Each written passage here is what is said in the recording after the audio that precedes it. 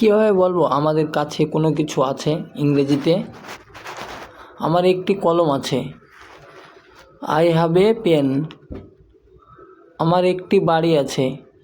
I have a house. তাদের একটি গাড়ি আছে। They have a car. আমাদের দোকান আছে। We have a shop.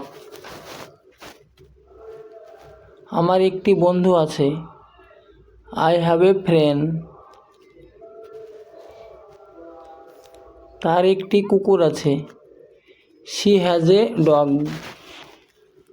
রহিমের একটি বোন আছে। Rahim has a sister. ভাইয়ের একটি ছেলে আছে। Brother has a son. Have বসবে ইউ উই দে প্লুরালের সঙ্গে, আর হ্যাজ বসবে he she Rahim sister mother Riya. দেখা হলে ওকে লিখুন। Thank you.